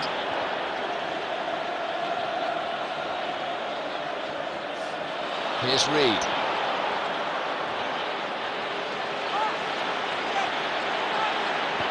Tully. Offside flag up against Stansfield. He'll do well to check his run and save his energy. Yeah, just seeing there, he's turning around and saying, just knock it to me first time. That's what he's saying. Took too long on it, George Friend, to give it to him.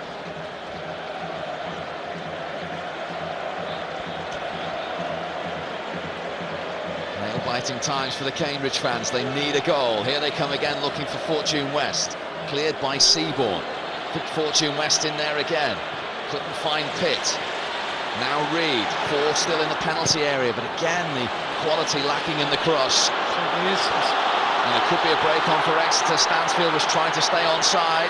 Harley will try and find him. It's still Harley. And eventually the flag did go up. He's tried his best there, Ryan Harley, but Adam Stansfield's got to be better than that, really. We just see Moxie on the far side making a fantastic run. Maybe one of his players had told him, Ryan Harley, he could have played him in. But he just steps about a yard offside, Stansfield. Logan.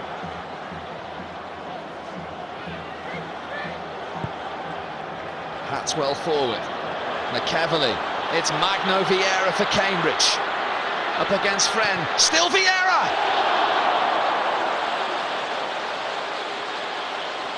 Player and manager can't believe how close that was. Oh, he kept a cool head as well. Stands George Friend still and just shifts it to his left-hand side. It must have just gone maybe a foot wide. Good power on it. Maybe could have tried to get his foot around it, but he's done really well, kept his composure. Just didn't have the bit at the end that Jimmy Quinn wanted, and that was the equalising goal.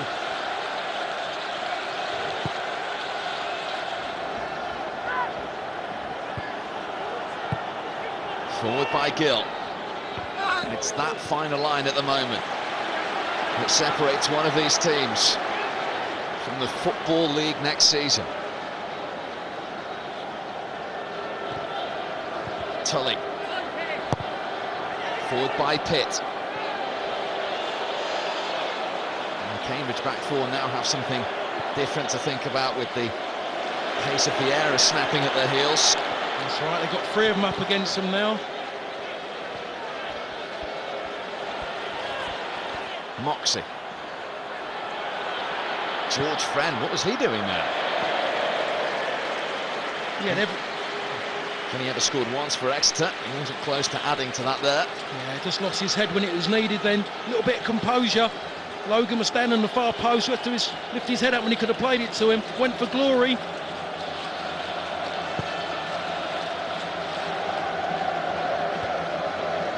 Taylor, who at the moment is just as important as Rob Edwards with that clearance off the line to deny a Cambridge equaliser.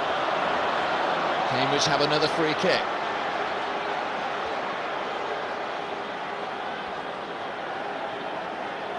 So Stephen Reid is going to take it. Just a second ball is so important here for Cambridge. Floated in by Reid towards Fortune West. Harley won the second ball, and Carden goes back to Danny Potter. That's when you just need your midfield player to have a little bit of a cooler head. Just try and keep possession, just give it away cheaply, and allow Cambridge just to come back again and just put the ball in dangerous areas. Fortune West, he won the knockdown, but he couldn't find a Cambridge shirt.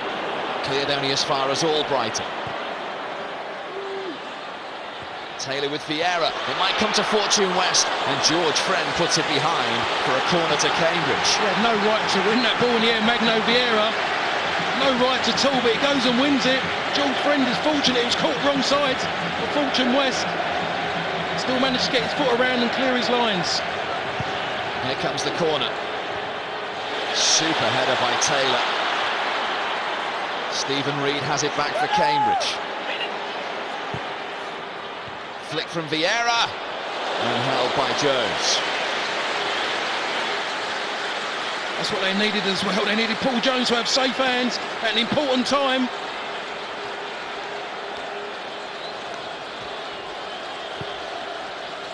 I've seen it so many times when we watch teams just sit back, allow the balls to come into the box far too easy, give away goals. Just needs a bit of sloppy defending, and all of a sudden you find yourself from going from a winning position into a position where you just might have to go into extra time.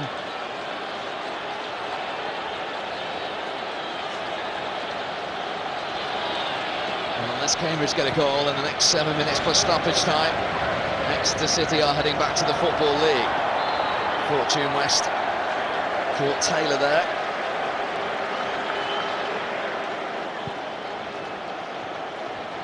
And Exeter are going to make a substitution. Their first of the game. Ben Watson, the man who coolly took that penalty in the semi-final second leg at Torquay. It's a final word from Paul Tisdale and Russell Osman. And it's no surprise that Adam Stansfield is leaving the field. I think he's covered every blade of the Wembley crash today. Oh, without a doubt he has worked ever so hard. He never normally gets rewarded with a goal. I tell you, he must be really well appreciated by his teammates.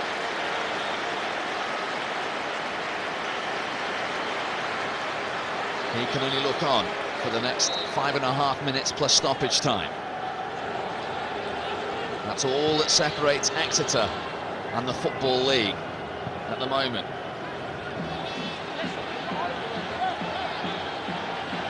Cambridge keen to get on with it. Hatswell with the throw.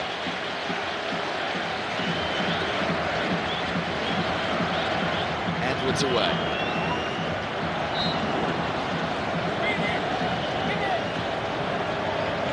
Hatswell once more with that long throw. Fortune West with the flip. Vieira trying to get the second ball.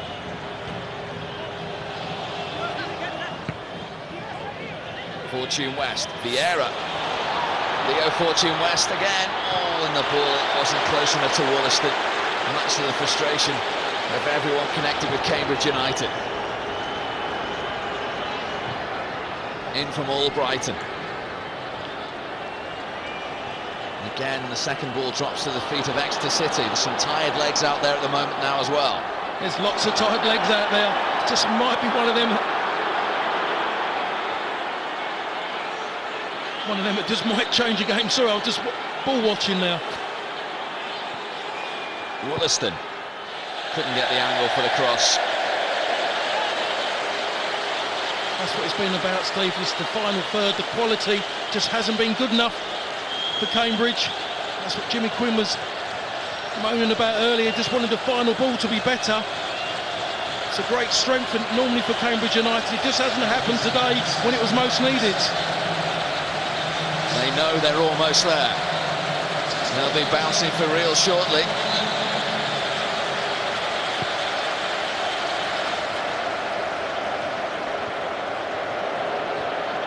Logan. Watson's job now to chase everything, and he chases that.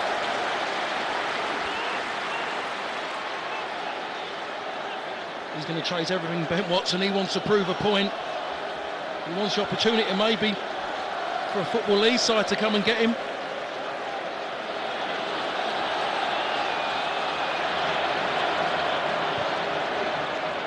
Here's Courtney Pitt.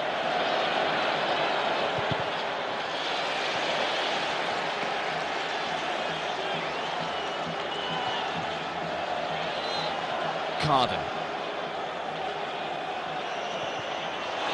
Here's Moxey. And cleared by Peters. He's worked hard out there to pay Moxey just down his arch. He's just getting his breath back. There's a lot of players who want to do that as well. Try and get a second wind.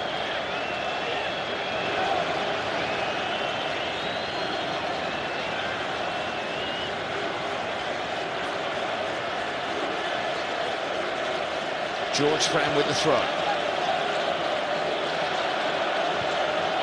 Forward by Peters. Cambridge need this in the penalty area. Forward by Hatswell. Vieira wins the header. Fortune West.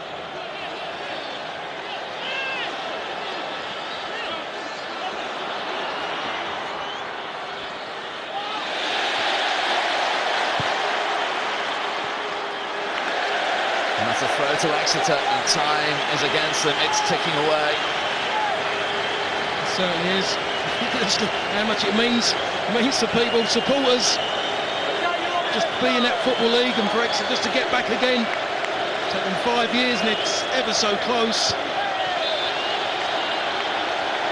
The team that finished fourth in the Blue Square Premier, 3 points behind today's opponents, 18 points behind the champions Aldershot, who fell at the final hurdle last season, are almost there, 12 months on.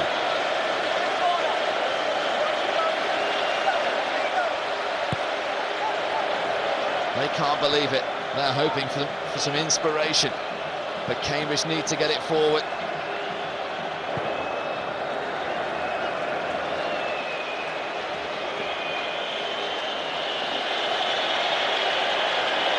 Well, Gary Waddock is watching with us. He's been in this situation to win the title. How will Paul Tisdale feel now, Gary? Well, he knows he's very close now, you know, and obviously the crowd, everybody's getting excited, but the players out on the field have to make sure they see the job through now. Peters with the header. Here come Cambridge and Vieira with Seaborn. Terrific tackle by the Exeter captain. Oh, it had to be as well. We're just starting to get going there, Magno Vieira. Important tackle that was for Danny Seaborn. Watson looking for Moxey, and Moxey's got there. This is to wrap it up for Exeter City. Denied by Potter. And it might just give Cambridge another chance at the other end. To McEverley. Final few seconds of normal time.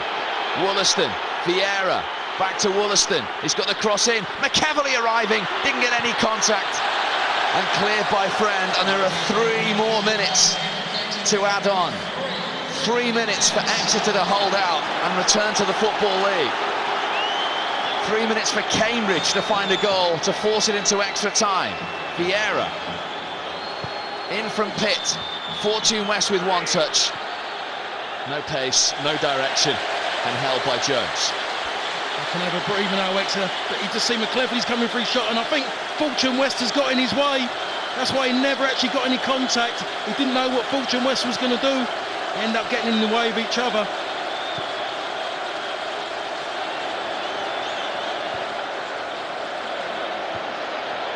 Watson. Exeter now just need to keep the ball. Cambridge need it, and need it badly. Matt Gill to Logan.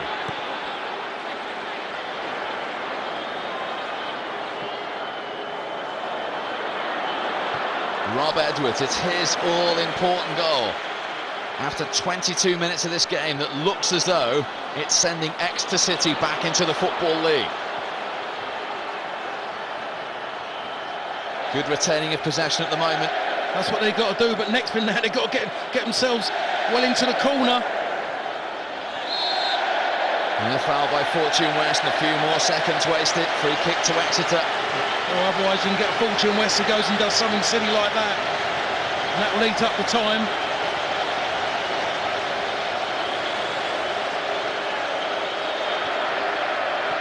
And the day out at Wembley, the Cambridge fans at the moment, is an unforgettable one. For all the wrong reasons. Disappointed, Jim. They just haven't got going in this game, Cambridge. Just haven't been the Cambridge that we've known. Forward by Potter, flicked by McCaverly. But the referee says free kick to Exeter City.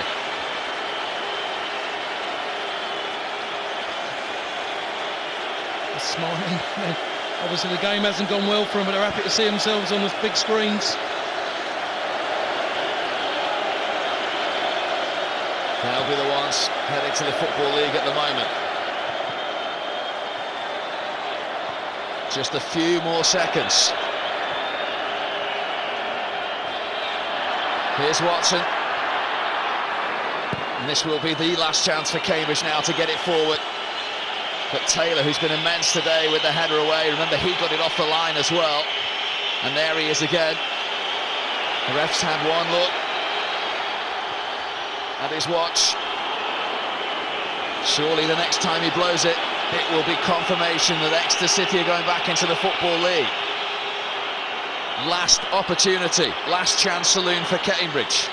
Vieira turns into trouble. I don't think he had any choice. He had four players around him. He had no help from his teammates.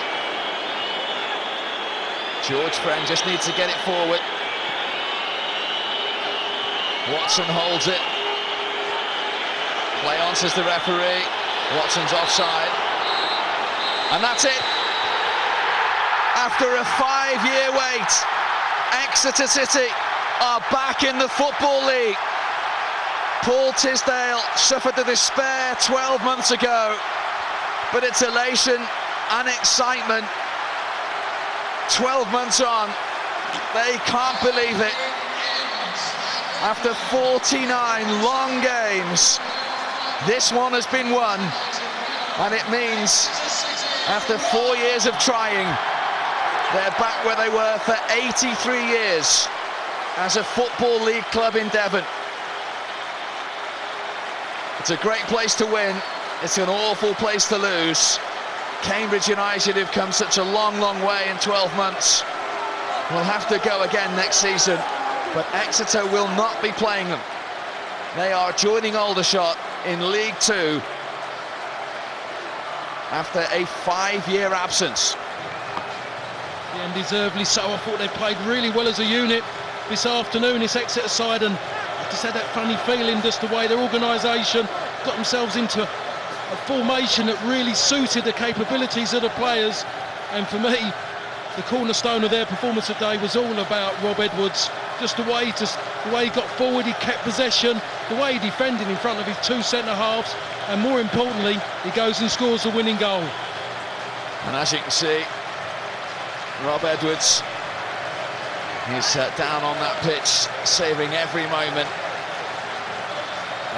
along with Matt Gill, who had the heartache last season of not only losing but also being sent off. It's all different now. Let's hear from them with Rebecca. Thanks very much, Steve. Rob, I'll come to you first. You played in a game last season, such pain. You've done it, you're in League Two. Yeah, I know.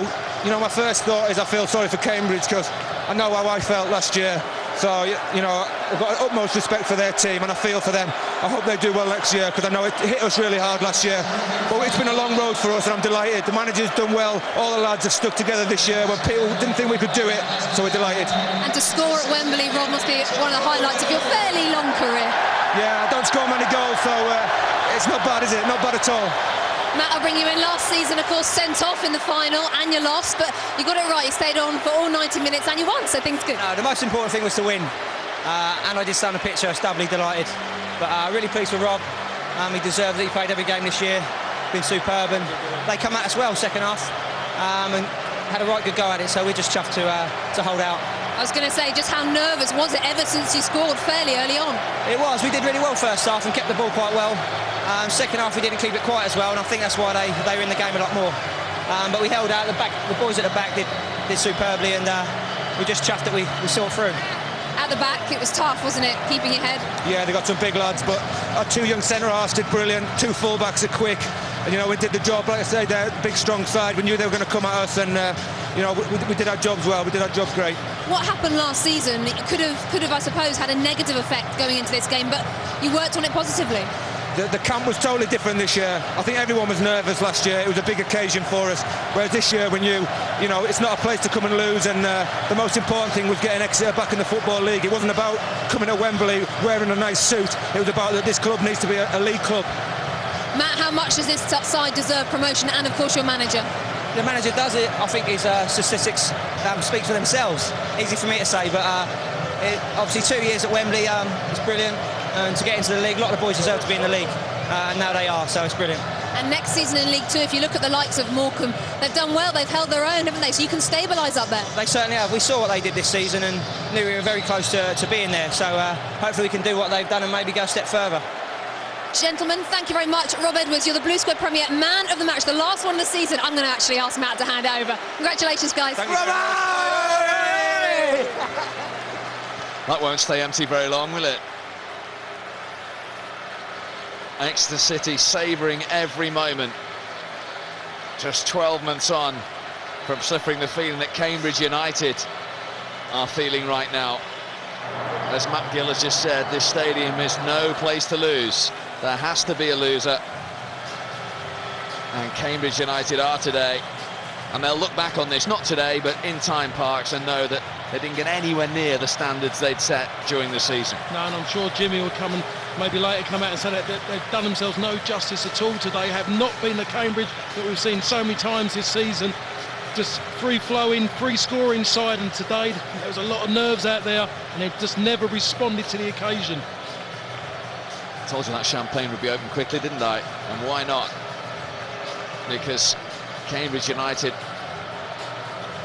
had a horrible day here last season, and as Matt Gill has just said, they learned from that, they used that experience, they came here in their tracksuits, they forgot it was Wembley, they came here to win a game, and they've got Exeter City back in the Football League. Well, I think what they've gone and done, Steve, is they've just used it as a platform to a normal Blue Square Premier game. That's what they've done. They didn't want to make any airs and graces about it. Yes, it's a lovely stadium, but as far as they were concerned, it was just another game, another dollar just to be earned on the day, and they've gone out and done it. They've gone about the job right, and that's why they come out the winners.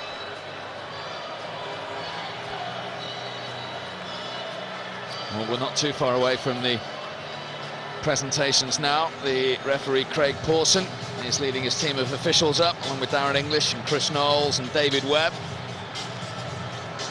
And he needed to show the one yellow card today. The new Wembley walk, of course. They won't be officiating Exeter City next season because they are back in the Football League.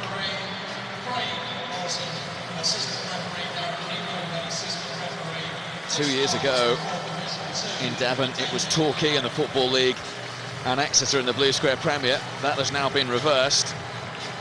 Cambridge, of course, will have to go again. Been a long, hard season for them. And they're just coming up to collect their losers' medals at the moment. And in a moment, Paul Tisdale will lead his Exeter City side up as winners. He knows what Cambridge are going through right at this moment in time. Oh, he certainly does. I mean, when I was chatting to him, he did actually talk about it. He knows all about it. He just wanted it to be different this time. He actually did say that he was ready for it this time, and certainly proved it. Be a big test for him next season. I'll tell you what a major jump he's made in his football, from Team Bath to Exeter City in the Blue Square Premier, then jump into the Football League. It's the horrible part, of course, if you're a Cambridge player. Oh, it is. Some of them haven't played here before. Yes, you want to go to Wembley, but you do want to win. That says it all, really. I'm sure there's a few players who feel like that as well, won't show it. He's certainly showing his emotion. It's only the second time they've been to Wembley in their history. 18 years ago, they were winners. Today, unfortunately,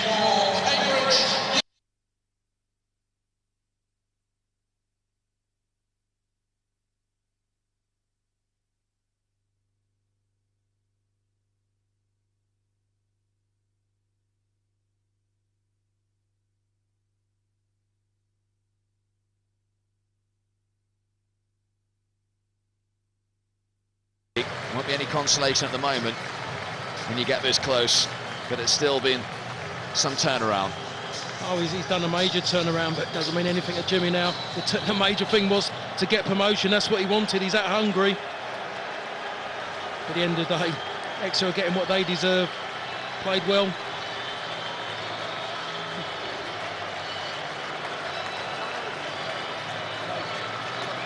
Commiserations for Cambridge United.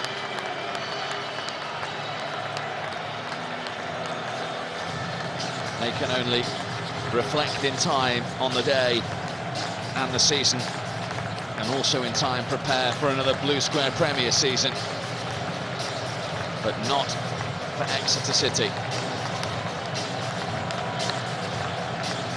All the troubles they've been through financially, on and off the pitch. They had those two magnificent FA Cup ties that virtually saved them against Manchester United, but what they wanted more than most was to get out of the Blue Square Premier and get back where they've been until 5 years ago for 83 years. They came so close last season to lifting that trophy and going back into the league. Today is a whole different story. And it's going to be some moment for Danny Seaborn, the Exeter City captain, who assumed the armband, of course, only halfway through this season when Matt Gill relinquished it, just 21 years of age. Big hug from the club officials. He receives his medal from the Football Conference chairman, Brian Lee. And the 21-year-old who came through the ranks at Exeter City lifts the trophy to confirm Exeter City once again as a Football League club. 83 uninterrupted years ended 5 years ago, but Exeter, the Grecians, are back there. And they are back because they deserve to be better side on the day. I'll tell you what, they had a fantastic latter stage of the season as well. Without doubt the most consistent side at the end of the season, and have got back into the Football League, I should say, by merit. I said they've done it, and their performance today said it all, really, and how they've gone about their job. Just their fourth promotion in their entire history. The first time the club have been promoted in 18 years, since winning the old Division 4 Championship back in 1990. The year, ironically, that Cambridge won a playoff final at Wembley. It's a rare piece of silverware in the Exeter City cabinet, and it's moments to be treasured by all. Oh, it certainly is, and you want to play in finals, you want to lift trophies. I'm sure it won't sink in until tomorrow morning. Obviously, once they got rid of the headaches, that's when it will sink in what they've achieved. Now it's all about sitting around and waiting now. What is Paul Tisdale going to do with a few of those players' futures? There's a lot there for them to be back in the Football League as the club. There's a lot of players who have never been Football League players who are looking to become one, and they want that man there to actually give them that opportunity. Just 2 years in charge of Exeter City. Both of his seasons as a manager of Exeter have finished at Wembley. Last year finished in total despair.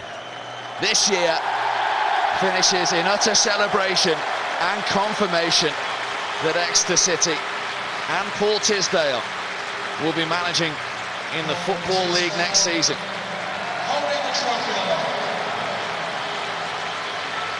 Three promotions in his time with Team Bath, where he earned his reputation as a young coach, but now a promotion with Exeter City and now a chance to be a Football League manager. Yeah, and the way he's gone about it so far, there's every chance that he'll grab it. Deep thinking manager. Be working hard this summer, and maybe looking at, well, hopefully hoping that Russell Osman stays with him. He wants as much experience around him as possible. Well, those players are going to celebrate on the pitch. The Exeter fans haven't moved. They're all in their seats. They weren't at this stage 12 months ago, let me tell you.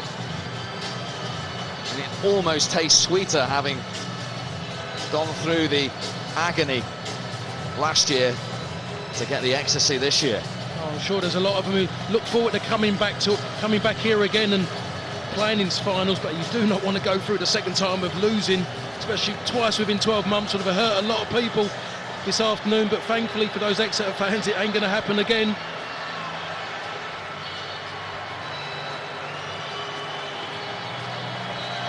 Let's get more reaction then. The captain, who's just lifted a trophy, Danny Seaborn, is waiting to talk to us. Thanks, Steve. Danny, talk us through that moment, lifting that trophy. How was that for you? It's unbelievable, but it's unbelievable for all of us, not just me. Like, obviously the lads who worked really hard, the gaffers worked really hard, all the backroom staff worked really hard. We've worked really hard all year for this, and this is what we aim for. So it's brilliant to finally get the trophy and go up a league. When you began this season, so many people sort of wrote you off, having lost in the final last season, said you may have a playoff hangover. You proved them wrong. Yeah, definitely. That's good to the gaffer, really. The gaffer's been outstanding. Obviously, he's got us here twice. First time we lost it, but we're a different outfit this time, and we've come through it this time and we've won. OK, Danny, let's have a little walk over here. Come with me, because we're going to go and let you celebrate with your champagne in just a second. But a line for your manager. What was his sort of message today after last year as well? Just relax, enjoy it, and just play our football like we know we can. We're a good side, and we knew if we played to the best of our ability, we'd win and get through. You scored early though. It was tough as the game went on for you. Yeah, it was tough, but we done that against them last time, and we managed to hold on. We're decent as a unit, so it's the same kind of thing, really. Your first time here at Wembley, what's the experience been like, Danny? Unbelievable. Like, I obviously come last year, but this time it's exceptional to play, and obviously captain the team. It's been brilliant. And your fellow players giving you some stick to head over there in just a second. But just talk to me about League Two next season. How much does that fill you with excitement? Obviously, I'm only 20, so it's a great thing to be playing in the league, and obviously captain the side and take them up. But we're all looking forward to it. We all believe we're good enough to play in that league, and maybe even the league above. So we just can't wait, really. Captain, off you go and celebrate. Thank you. These are the pictures then for the family album. The celebrations can officially begin. And there are going to be some celebrations, aren't they? At the end of a long, hard season, Exeter City are back in the Football League after a 5-year absence. All the hard work, all the long days, all the downtimes. No more so than 12 months ago, when they bounced back, and Exeter City have come back in the best way possible. They've come back to where they lost 12 months ago and won, and confirmed their place back in the Football League and League Two next season. Let's hear from the manager, Paul Tisdale. If you can for me, sum up your emotions at the moment. I'm very proud to be part of this football club that's made great strides over the last few years, and it looks like we're continuing to make those strides. So I'm very proud to have the opportunity to be part of it. So I'm very pleased with all the help and support I've had. I'm involved with a very, very good club. There's a lot of people that deserve credit, the supporters, the members of the trust, the players, of course, particularly Julian Tagg, Vice Chairman, for all that he's done to the club. Steve Perryman, who's been here for the last 4 or 5 years and done immense work. Russell Osman, my assistant manager, and all those connected with the club. I'm very proud to be part of it. So, you know, I'm just, I guess, carrying the flag at the moment. Don't know how long for, but I'm doing my bit, and it looks like we're going forward. So I'm very, very pleased. It's quite an emotional day for you, though, as well. Yeah, it is. I mean, we were here last year, and it's just one extreme to the other. So, you know, I'll take this one, though. I'll take this one. Rob Edwards said to me just after the match that straight away he feels for Cambridge because he knows how it feels to lose here at Wembley. I'm sure you have similar feelings.